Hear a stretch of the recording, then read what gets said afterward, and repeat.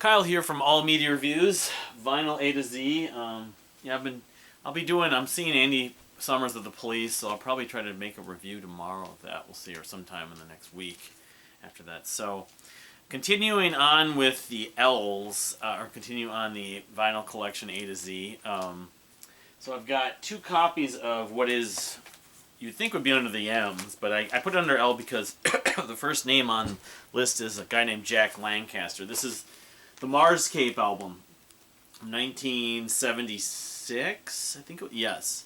This is the second release before Brand X became Brand X. In effect, it was like Brand X. They also did Peter and the Wolf before they just ended up doing Brand X. I thought I had some Brand X, but I don't think I showed it. I don't think I had any. I can't remember. But this has always been a huge thing. Like, a friend of mine played this whole thing on KFA radio, and I guess he got it from the library. But it's a sort of a concept album about a group of people in the space program or whatever in the future that go to Mars.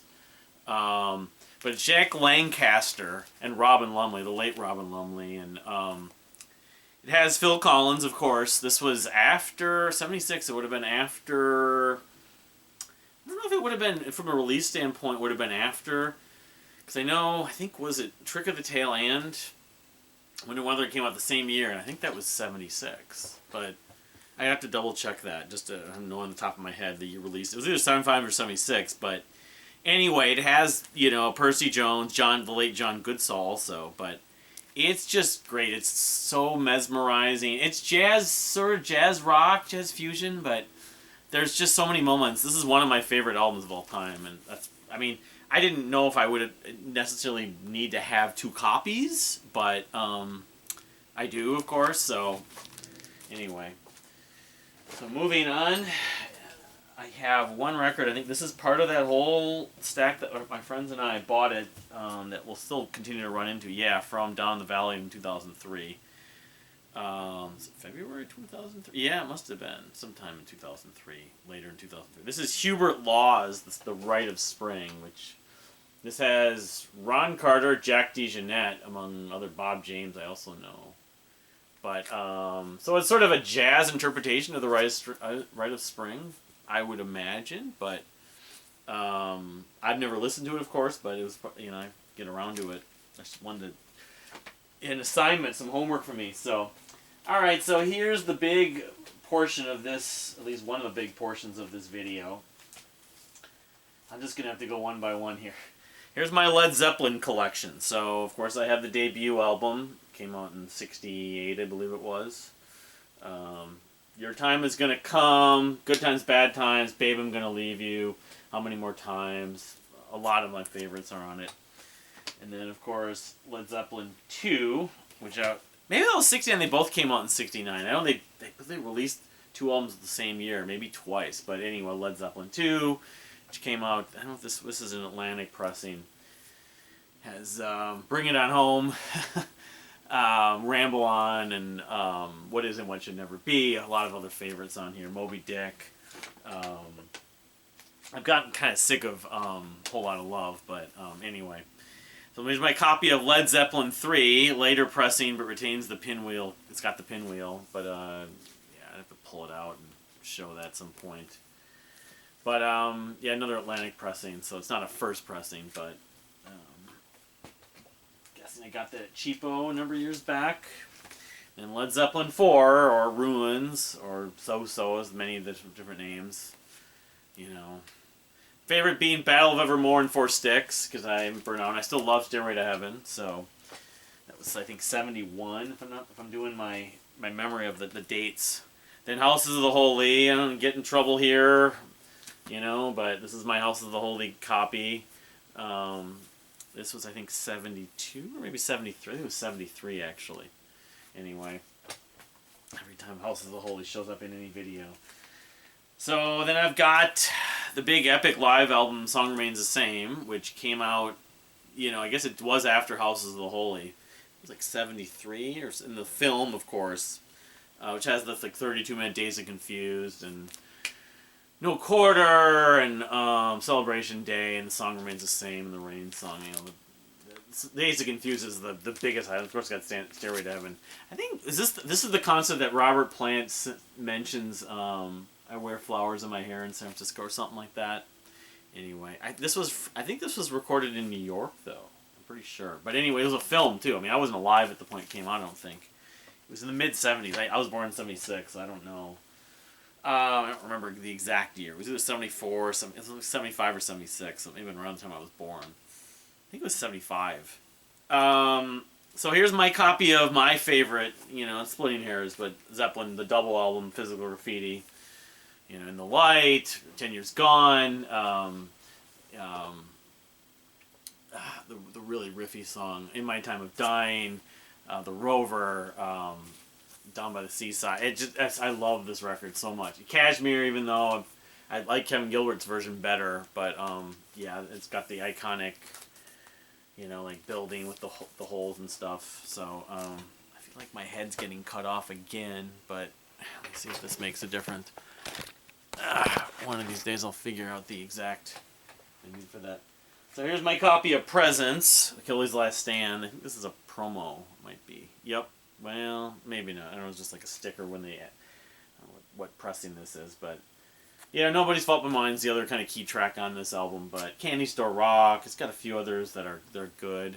Royal Orleans, but T for One, but the biggest side is my favorite song they ever did, Achilles' Last Stand on it, of course. That was like 76.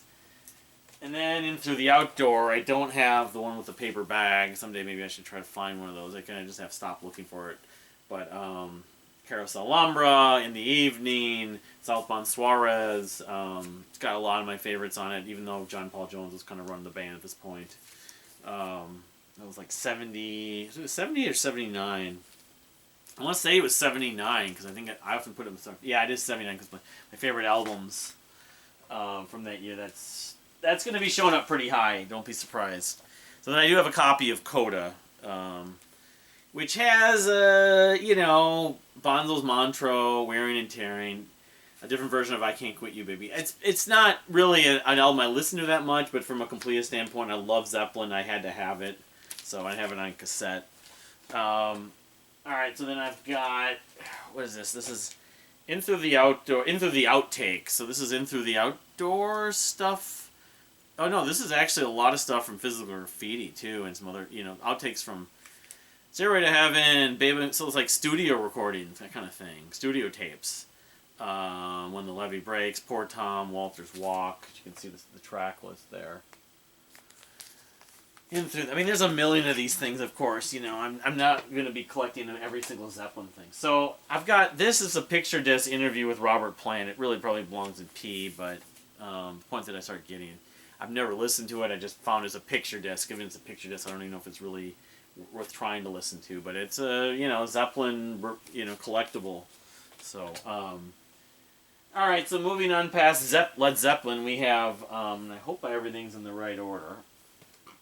John Lennon's Imagine, which the title track I've always loved. I paid $70. I didn't pay a lot. I think I was on a sale because this was a half-price books. I'm pretty sure, but I can't remember if this has a couple other of his standards because Lennon has whatever it is 3, 4, 5 standard solo records, and I know like a lot of his more popular songs like Imagine or Instant Karma or.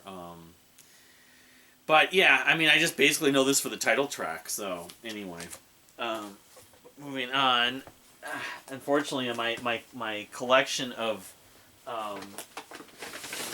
Beatles-related works that aren't Beatles is not that extensive at this point. So I have this picture disc of Huey Lewis, the News from the Sports Tour. Harder Rock and Roll and I Want a New Drug. I'm working for a living. You can see that. But yeah, it's from the Sports Tour. Kind of their peak in some ways, Even though I really consider myself like a major fan when I was a kid with the 4 record that came after that. So anyway, there goes one of my cats. So I have Kerry Livgren's debut album, Seeds of Change. I was looking this up the other day. And it does have Ronnie James Dio on like 2 songs. I think Steve Walsh sings on it. Robbie Steinhardt, So after he'd left, I think Kansas, but he decided, it came out in like 1980, yeah. But I've been meaning to listen to this. I remember $3 I paid for it. I remember it was at this like sale, this kind of warehouse had a sale of records. I don't think it was an actual store. A bunch of people brought them in and I found it's the place I'm thinking of. Or it might have been where Let It Be came back to anyway. So I've got the first two, the two proper up until a couple years ago, studio albums from Liquid Tension Experiment, the sort of side project with Jordan Rudess at the time for Mike Portnoy formed the instrumental project, prog metal jazz fusion project. So the first one and the second one, they both came out I think on Record Store Day. They may have been Record Store Day items. They're both great. You know, there's a lot of melody stuck within a lot of the musicianship here. Kindred Spirits, Freedom of Speech, State of Grace, Universal Mind, that was very catchy, and Paradigm Shift on the first one. That one came out in 98, I believe, and then 99 the next year. By Accident, I think When the Water Breaks, By Accident, that basically, and then Acid Rain. One of those basically lifts Al Di Meola's Race with the Devil on the Spanish Highway, but it's a very tasteful sort of homage. But yeah, these are the two. I mean, the last one I liked the Rhapsody in Blue. I didn't like it as much as either of these two records, though, but still, better than not having anything, of course. So here we go. I showed these just a couple weeks ago when I talked about Local Natives, but here's my copy again of its autograph of their debut album, Gorilla Manor, band from Southern California that do kind of great vocal harmonies and a lot of percussion, tribal jungle, pop rock. Here's the second album this is 2009. 2013's Hummingbird, great record. I'm liking this more after revisiting it. You and I, Ceilings, Heavy Feet, Black Balloons, Mount Washington, Bowery, just terrific record. Wonderful production. And then here's the 2016 album, I believe it was 16, Sunlit Youth, which came with like a 10-inch like single of some kind. Past Lives and Villainy. Yeah, Past Lives is maybe my favorite track on here. And then you know, the last piece in the L's, because I make this as quick as possible, this video. This is an album that was part of that whole stack. It was like 30 or 40 records or whatever from Down the Valley Again. This is John Lord's album, Gemini Suite, is it? I think it's Gemini Suite. John Lord of Deep Purple, of course, the organist, keyboardist or whatever. Trying to find a year on it, though, and not at this point. I want to say this was 1970, so I don't know if... Is it 1970? Maybe he wrote it in 70? Anyway, I know... Yeah, someone from Jesus Christ Superstar was... And we had Roger Glover of Deep Purple. You can see. But yeah, this is part of that group. It was, you know, what does it say? 1970/73, they re-released it, the Gemini Suite side project of Deep Purple. You know, a lot of people praise this thing, you know, and again, you know, not having my turntable hooked up, but this is maybe John Lord's finest work outside of Deep Purple. So, anyway, that's it for the L's. Yeah, I don't think I have time to do anything more today, but I'm going to tackle the M's starting right here, which, you know, I could pretty much guarantee you it's not going to be one video. It's just the video is going to be so long for kind of obvious reasons. But yeah, getting through this. Yeah, there's stuff that's going on. I got Andy Summers tonight, and although I guess I don't know how many vocals he's doing, how much police stuff he's really doing. So I'll have to do that in my review. Talk about it in my review. The Deer Hunter are releasing Migrant Returned. It's October 6th, and they just put up the first song in Escape, which is Migrant, and I guess the Migration Annex. Those two releases basically into one release and remixed. I don't know if there's any arrangements, but the first song in Escape was just put up on Spotify, and it's like 30 seconds shorter.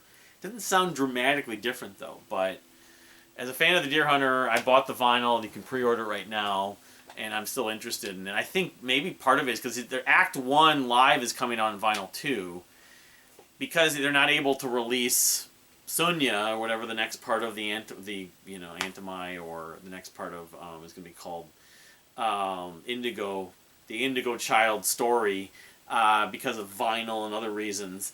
Who wanted to release something besides, you know, the live whatever the live Act 1, so this is the alternative. And it's the 10-year anniversary of Migrant, and that's the tour I'm seeing in October next month now, is going to be celebrating Migrant. So, but anyway, thank you for watching. Please subscribe if you haven't subscribed, and we'll see you next time.